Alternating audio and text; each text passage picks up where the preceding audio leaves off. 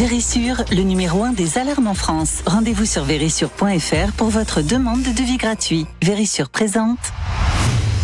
Sud Radio, parlons vrai chez Bourdin, 9h-10h, Jean-Jacques Bourdin. Bien, il est 9h31, comme tous les jeudis, vous le savez, le jeudi, je reçois 2 élus, députés ou sénateurs, qui viennent débattre de l'actualité si riche en ce moment. Et ce matin, nous recevons Sébastien Delogu, qui est député LFI des Bouches-du-Rhône. Bonjour. Merci d'être avec nous. J'attends votre interlocuteur, qui sera là dans un instant, Frédéric Valletoux, qui est député de Seine-et-Marne, porte-parole du groupe Horizon. Bien, Sébastien Delogu, je ne vais pas revenir sur les qualificatifs employés ou non employés par la France Insoumise, mais regardons la situation. Oui, non, ça va, on a fait... Vous avez fait le tour, c'est bon. On a fait le tour, oui. Même si ça n'a pas plu, parfois c'est vrai. Ça n'a pas plu, la sortie de Daniel Obono à la France Insoumise ? C'est pas que ça n'a pas plu, c'est que normalement on tient une ligne et on doit s'y tenir. Après, voilà, les choses avancent. Mais après, on est en démocratie, chacun a le droit de penser ce qu'il veut. Oui. Bon, d'accord. Bon, alors, dites-moi, sur la situation au Proche-Orient, tous les efforts sont faits pour inciter Israël à ne pas entrer en masse dans la bande de Gaza. Hein. J'ai remarqué la dernière déclaration de Joe Biden qui me paraît très importante.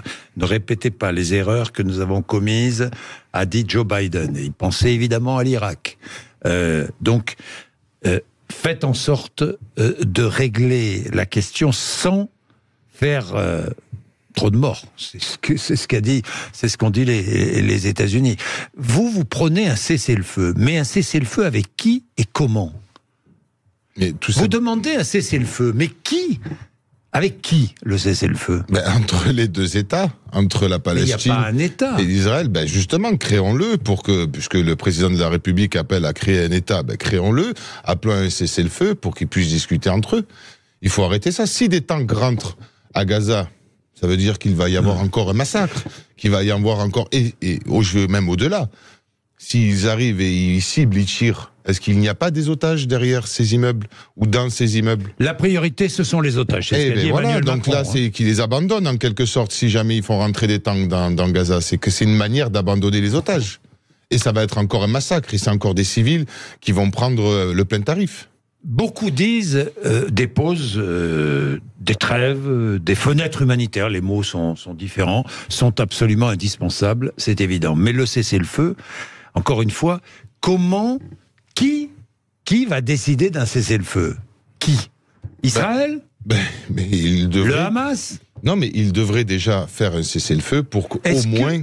Est-ce que vous pensez qu'Israël peut, aujourd'hui, s'asseoir autour d'une table avec le Hamas ? Je vous pose franchement la question.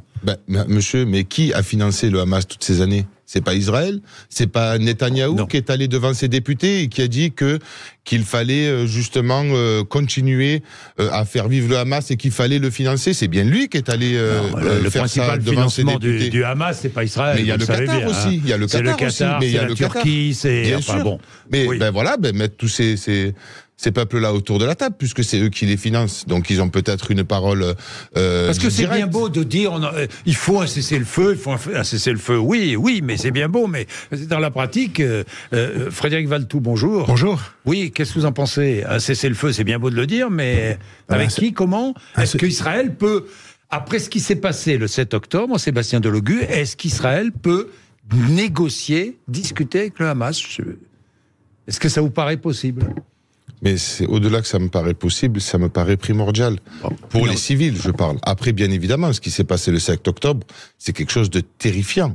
C'est des horreurs inimaginables. En France, on pourrait aller négocier avec les terroristes. Mais tout le monde négocie avec leurs ennemis, même en politique. Tout le monde négocie entre eux pour justement être tranquille. Nous pourrions aller négocier avec des terroristes. Mais ça, c'est des terroristes. Ça n'a rien à voir avec la situation. Le Hamas ne sont pas des terroristes. Alors. Mais le terrorisme n'est pas reconnu par le droit international et donc juridiquement ne peut pas être attaqué. C'est des crimes de guerre qui ont été commis. Donc du coup, il va falloir le traiter comme tel pour qu'on puisse agir de la sorte. Non, mais c'est une vue de l'esprit parce que c'est aujourd'hui dénier à Israël le droit de défendre son intégrité territoriale, l'existence de sa propre nation, mais pas du tout. Enfin, je veux dire, il y a eu des périodes de négociation entre Israël et la Palestine, mais là, on est dans une période d'agression. On est dans un moment dans les où deux camps. on est dans un moment où effectivement Israël et c'est pas une question de vengeance, c'est pas du tout ça. C'est un moment où Israël doit défendre ce qu'est l'idée de sa nation, l'idée de son pays et surtout sa sécurité et la sécurité de son peuple. Voilà, on est dans un moment où de toute façon on sait que le Hamas est un empêcheur de paix.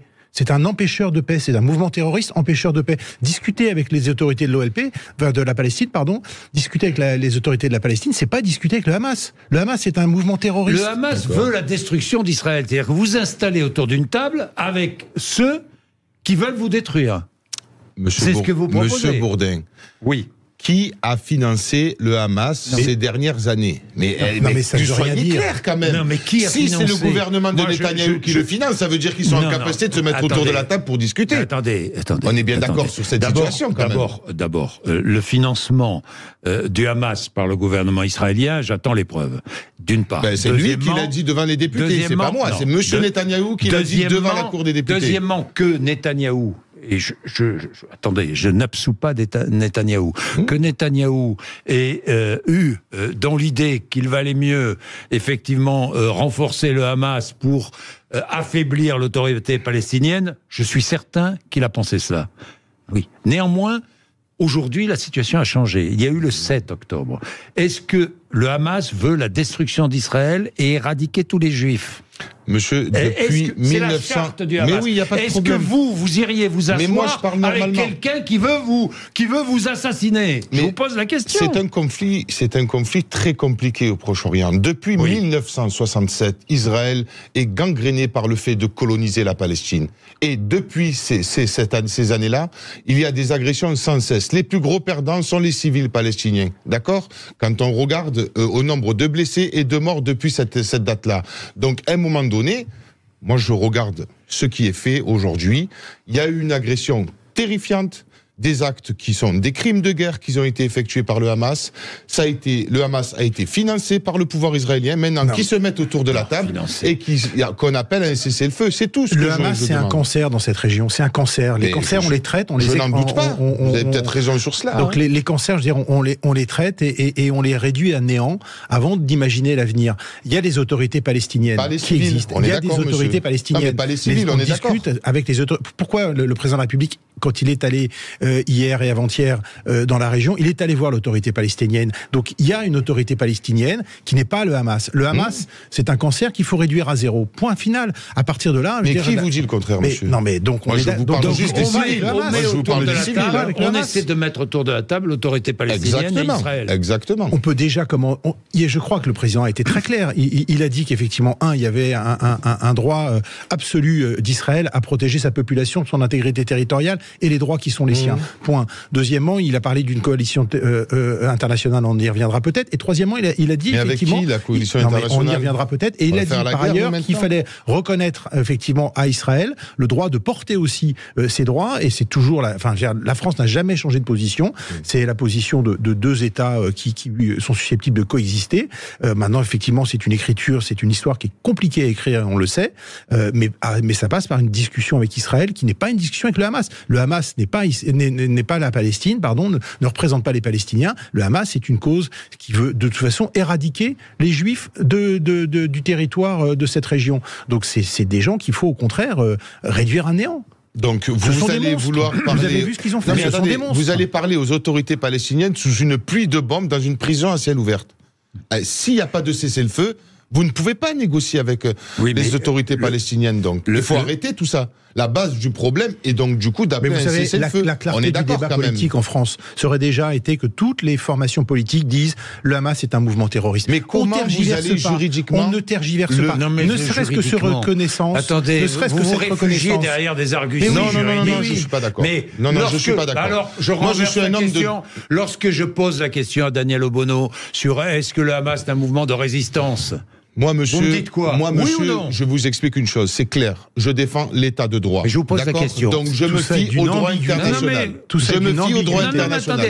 Est-ce que le droit international C'est malsain comme ambiguïté. Mais non, c'est pas une ambiguïté. C'est que des ambiguïtés. Non, mais parce que si je dis aujourd'hui que le Hamas sont des terroristes, ça voudrait dire que les financeurs du Hamas sont des terroristes. Mais je ne vous pose pas la question. C'est apparemment ce que me demande le monsieur. Mais enfin, Daesh, pas la question. Je vous demande pas si le Hamas c'est un mouvement terroriste ou pas. Je vous pose pas la question sur le Hamas est-il un mouvement terroriste. Je vous pose la question. Est-ce que le Hamas est un mouvement de résistance? Oui ou non? Moi, j'estime, comme je vous l'ai dit. Oui ou non? Pardon, répétez-moi la question. Est-ce que le Hamas est un mouvement de résistance? Oui ou non? C'est pas ma ligne politique. Et vous, c'est pas ma ligne politique. Et vous trouvez, pourquoi est-ce que vous ne me dites pas non? Est-ce que c'est si difficile? Non, c'est pas ma ligne politique, je vous le dis. C'est pas ma ligne politique. Donc, si vous ne dites pas non, vous dites quoi? Vous dites oui. Dans la vie, quand on ne dit pas non, on dit oui. Mais c'est pas ça, c'est que la situation au Proche-Orient est extrêmement compliquée et dure à expliquer. Vous n'allez pas vous dire que vous êtes un spécialiste sur la question, alors que vous ne savez même pas que l'Israël a financé le Hamas. Je ne suis pas spécialiste, Sébastien Delogu. Je vous pose simplement une question. Est-ce que dans votre esprit, c'est un mouvement de résistance, oui ou non? Oui ou non? Non. Non, ce n'est pas un mouvement de résistance. Non. Bon, ben voilà. Voilà une réponse claire. On met un terme à la question. C'est dommage que Daniel Obono n'ait pas eu cette réponse d'ailleurs. Mais bon, c'est dommage que les dirigeants du parti n'aient pas clarifié la position de Daniel Obono. Si réellement c'est la vôtre. Oui, parce que la vôtre au sens général du parti. C'était tellement simple de dire. Bon, maintenant, passons à autre chose. Mais M. Bourdin, à force de regarder juste les mots. Mais le camp, les mots ont terroriste. Les mots ont leur importance peut-être, mais quand même vous avez des civils. Là, en 24 heures, le président de la République est parti, il y a eu plus de 500 morts, dont une centaine d'enfants. Donc il faut quand même réagir à un cessez-le-feu plutôt qu'à des mots. Nous sommes aussi bouleversés par les tirs et les bombardements israéliens, par la mort des adultes et des enfants à Gaza, évidemment. Et à 66% d'enfants qui sont décédés dans ce conflit. Mais bien sûr, et la France, je veux dire, ne donne pas un blanc-seing à Israël. La France envoie un navire hôpital qui est parti ce matin ou qui va partir dans quelques heures, le Tonnerre, pour aller effectivement en soutien des populations qui auraient besoin de soins. Donc c'est des populations civiles palestiniennes. Donc on a non pas un jeu d'équilibre, mais un jeu de reconnaissance qu'effectivement, il y a d'un côté un cancer qu'il faut éradiquer, je l'ai dit, c'est le Hamas. Et donc pour ça, évidemment, on ne va pas y aller avec des petites fleurs au bout des fusils. Ça n'existe pas. Il va falloir éradiquer ce mouvement. Et donc il va falloir y aller par la force. Il va falloir, Frédéric Valletoux, que le président de la République explique sa proposition, parce qu'elle a surpris tout le monde quand même. Hein. Sa proposition de coalition qui combat l'État islamique. Et moi, j'avais l'ambassadeur d'Israël ici même hier matin. Lui-même était assez surpris quand il a... Avec qui? Ça veut dire qu'on part en guerre? Il a appris cela. Oui, mais non, attends, qu'elle ait surpris tout le monde, c'est une chose. C'est peut-être la réaction des uns des autres a été effectivement la surprise. De l'autre, elle sort pas de nulle part. En 2014, qu'est-ce qui s'est passé? En 2014, qu'est-ce qui s'est passé pour éradiquer Daesh, qui était un peu, toute proportion gardée, et comparaison n'est pas raison, mais en tous les cas, qui était effectivement, là aussi, une organisation terroriste qu'il a fallu éradiquer territorialement. Et ça a plutôt fonctionné. Bon, c'était une coalition internationale, 2014, qui s'est mise en place pas facilement, en plusieurs années, et qui a permis effectivement que, par la conjonction de nombreux pays, et il y avait des dizaines de pays... des efforts que de nombreux pays doivent conjuguer leurs efforts. À partir du moment où le Hamas et je veux dire, l'idéologie mortifère du Hamas a des répercussions sur le territoire français. La France ne peut pas doit être partie prenante de l'éradication du Hamas. Mais est-ce que ça ne veut pas dire aussi, c'est pas un message aussi envoyé à Israël, c'est nous qui allons, la coalition, qui va s'occuper du Hamas? C'est pas le message envoyé à Israël? Je crois pas que c'était le sens. Le message, c'était un message de solidarité et de soutien à Israël, même dans les épreuves, je veux dire, les plus difficiles. Israël, il y a évidemment une présence territoriale qui fera que Israël est en première ligne. Mais Israël n'appelle pas à la présence de militaires autres que les siens sur le territoire. Simplement, c'est la mobilisation de tous. Parce que ces réseaux-là, on les éradique pas simplement avec les armes sur les territoires. C'est des réseaux de financement. C'est des réseaux, effectivement, qui ont des relais dans beaucoup de pays, et donc c'est tout ça qu'il faut... Bien, 10h15, oui, vous allez prendre la parole, Sébastien, mais je vais faire un peu de pub. Je vous donne la parole, ne vous inquiétez pas. Sébastien Delogu, à tout de suite. Vérissure, le numéro 1 des alarmes en France. Rendez-vous sur vérissure.fr pour votre demande de devis gratuit. Vérissure présente. Sud Radio, parlons vrai chez Bourdin, 9h-10h, Jean-Jacques Bourdin. Bien, le projet de loi immigration qui arrive au Sénat en discussion le 6 novembre, qui sera ensuite à l'Assemblée nationale à partir du 11 décembre, je crois. C'est Frédéric Valletoux. Oui, c'est ça, avant Noël en tout cas. Avant Noël, à l'Assemblée nationale. Alors, ce projet de loi immigration fait couler beaucoup d'encre et de salive. Ce matin, Bruno Retailleau était mon invité, le patron du groupe LR au Sénat. Et Bruno Retailleau disait Elisabeth Borne, avec laquelle j'ai dîné, qu'il a dîné avec Elisabeth Borne lundi soir, me disait qu'elle n'était pas favorable au fameux article 3 sur les métiers en tension. Bon, est-ce que cet article 3 sera inscrit dans la loi? Peut-être une circulaire? Vous êtes favorable, vous, à l'inscription dans la loi de l'article 3 ou pas? Moi, je suis favorable à l'inscription dans la loi de l'article 3, parce que l'article 3, derrière, c'est une réalité. C'est la réalité qu'aujourd'hui, il y a des secteurs de l'économie qui fonctionnent grâce à l'apport de main-d'œuvre qui sont des personnes étrangères, et qu'il faut avoir la lucidité de le dire, et que aujourd'hui, sans cette main-d'œuvre, il y a des secteurs comme la restauration, comme l'agriculture, comme plein de secteurs dans les services qui ne fonctionneraient pas, et à partir de là, il faut clarifier une situation. C'est demandé par les chefs d'entreprise, c'est demandé par ceux qui effectivement sont lucides sur le besoin de main-d'œuvre dans notre pays. Vous êtes d'accord, Sébastien Delogu? Non. Contre l'article 3, contre le projet de loi. Oui, contre le projet de loi, mais dans son ensemble. Mais ça, c'est contre tout. Non, on n'est pas contre tout, monsieur, puisque la preuve, on travaille à un contre-projet de la loi immigration, avec des auditions qui ont été faites, notamment dans les secteurs en tension, avec des gens, parce que déjà, nous, on est contre l'article 3. Pourquoi?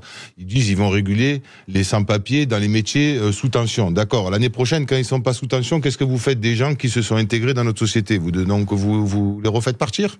Ils repartent chez eux? Est-ce qu'on a fait ça avec les Portugais? Est-ce qu'on a fait ça avec les Italiens? Est-ce qu'on a fait ça avec les Arméniens? Non. Donc, nous, on est pour, simplement, la régularisation de tous les travailleurs sans papier.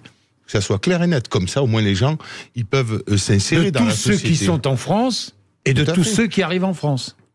Déjà, pour ça... Je pose la question, parce que vous allez dire au monde entier... Venez en France et vous serez régularisé. Non, mais ne cherchez pas à me faire dire ce que je n'ai pas dit. C'est le risque. Je vous pose la question. Déjà, vous savez, les métiers en tension, ce sont des métiers qui sont déjà très précaires. Les personnes qui arrivent, ils croient qu'ils vont avoir une belle vie, parce que déjà, ils fuient la guerre, le changement climatique, la famine, etc. dans leur pays. Ils auront une meilleure vie. Ils arrivent ici, monsieur, ils sont déjà... maltraités comme au plus haut point.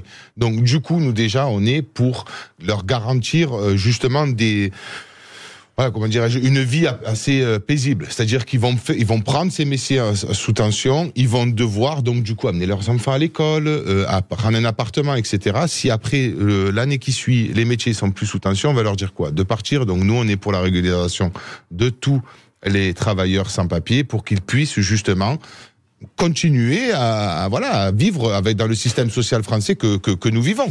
Donc du coup, nous, on travaille à un contre-projet, et on a fait plein d'auditions, ça va sortir bientôt. Je serais heureux de vous le présenter si vous le souhaitez. Quelles sont les mesures principales de votre contre-projet? Par exemple, garantir le droit d'asile, par exemple. Voilà. Ça, c'est quelque chose de très fort. La régularisation de tous les sans-papiers, des personnes qui sont justement des travailleurs sans-papiers, pour qu'on puisse justement leur donner un avenir. Il faut ramener un peu d'humanité dans tout ça. Frédéric Valletoux, LR met la pression, ne veut pas de ce fameux article 3, fait aussi, et je crois qu'au Sénat, dans la première discussion, le groupe LR va déposer quantité d'amendements, en disant même, et Bruno Retailleau le disait, nous on votera notre texte. Nous ne voterons ce texte si c'est notre texte. Ils sont en train de... C'est un chantage un chantage non, mais c'est vrai qu'il y a un peu une course à l'échalote au sein de LR. D'abord, parfois, on voit que les positions du groupe LR au Sénat et les positions du groupe LR à l'Assemblée ne sont pas les mêmes. Il y a déjà 50 nuances de position. Quand il s'agit du parti, il y a encore plus de nuances. Donc, c'est vrai qu'on attend de voir. Il faut être très serein là-dessus. Vous savez, rappelez-vous du débat sur la loi de programmation militaire, c'était il y a quelques semaines, c'était avant l'été. Le président du groupe LR nous annonçait en amont des débats que jamais le groupe LR ne voterait cette loi de programmation militaire. À l'arrivée, ils l'ont voté. Donc vous voyez, donc la discussion parlementaire et le fait que le groupe LR, c'est pas un groupe caporaliste. Il y a 60 députés qui en train de bâtir une majorité LR. Non, mais pas du tout. Mais je veux dire, ils réfléchissent, ils regardent les textes, ils regardent aussi leur situation territoriale et ce qu'ils vivent sur le terrain. Et parfois, ils ont des nuances, des expressions qui sont plus nuancées. Est-ce que quoi qu'il arrive, quelle que soit la position du groupe LR, il faut aller au vote? Moi, je suis favorable. Et éviter le 49.3 sur un tel texte. Je pense que dans le contexte actuel, le 49.3 serait une erreur. Maintenant, c'est pas moi qui décide, et je me plierai à la décision qui sera prise. Mais le 49.3, ce serait une erreur, parce que je pense que dans la situation, on vient de parler du contexte international, de tensions qui touchent la France, qui concernent la France. On sait aussi le poids que représentent les sujets d'immigration dans notre pays. On sait aussi que c'est un sujet qu'il faut regarder avec lucidité. On parlera peut-être de l'aide médicale d'État. On parlait des métiers en tension. Sur tous ces sujets-là, il faut aussi faire preuve de lucidité. À l'arrivée, il faut que chacun prenne ses responsabilités. Et 49.3 jette un voile sur finalement ce que les uns et les autres auraient été prêts à faire. 49.3 utilisé hier. Oui, on est sur les sujets budgétaires, donc c'est différent. Il faut un budget pour la France. Sécurité sociale. Recettes, sécurité sociale. Voilà. Oui, sur l'AME. Sur l'AME, là, encore une fois, Bruno Retailleau était clair, nous voulons la suppression de l'AME et remplacer l'AME. C'est pas la position. C'est pas la position de plein de députés LR, la suppression de l'AME. Remplacement par une aide médicale d'urgence. Je sais pas trop ce que ça veut dire, mais... Oui, moi non plus, mais faut peut-être qu'il détaille sa proposition. Enfin, l'AME, c'est le chiffon rouge. Le Rassemblement national veut la suppression de l'AME. Ça n'a jamais été la position de LR, donc je sais pas très bien ce qu'il veut dire quand il dit ça. Il faudrait pas non plus que ce soit une course à l'échalote derrière le Rassemblement national. Donc là aussi, il faut regarder les choses avec beaucoup de sérénité. C'est pour ça que je fais plus confiance au débat lui-même et aux avis qui vont être pris par les uns les autres. Avoir un beau débat, plutôt qu'effectivement les slogans qui sont lancés en amont des débats. Oui. Chacun joue un peu du muscle. C'est ce qu'on aimerait avoir, un beau débat. Comme ça, au moins, toutes les auditions qu'on a effectuées vont pouvoir être mis en avant. Mais je pense que ce sujet-là de l'immigration mérite effectivement un beau débat, qui ne soit pas un débat caricatural. Oui, bien sûr. Et entre on régularise tout le monde, pardon, que vous proposez, et on met tout le monde dehors du Rassemblement national, je pense qu'on sait que la vérité, elle est forcément au milieu, et donc elle est à construire, et peut-être, j'espère, avec des propositions constructives de mais l'AME, vous défendez l'AME? Moi, je défends l'AME. Pourquoi vous défendez l'AME? Moi, je défends l'AME parce que, d'abord, il faut le dire, même je rappelle que vous avez présidé la Fédération hospitalière, hein, Frédéric Valtou. Non, mais c'est important. Vrai aussi, mais c'est peut-être ça qui pèse sur mon appréciation. Non, mais c'est pour ça que je le précise. Hein, mais en tous les cas, moi, je le défends d'abord, parce que c'est la force, la valeur, la vertu de notre système de santé, d'être un système ouvert où on ne regarde pas ni la couleur de peau, ni la condition sociale, ni la couleur de la carte bancaire de la personne qu'on doit soigner à partir du moment où quelqu'un dans notre pays a besoin de soins. Ça, c'est la première chose. Et qu'à partir de là, je veux dire, il y a des principes, il y a des valeurs, et c'est important aussi mais vous entendez beaucoup de Français dire, les immigrés sont mieux soignés que nous. Non, mais vous l'avez entendu, ça. Par ailleurs, parfois. Aussi, Sébastien Delogu. Je laisse parler un homme de gauche.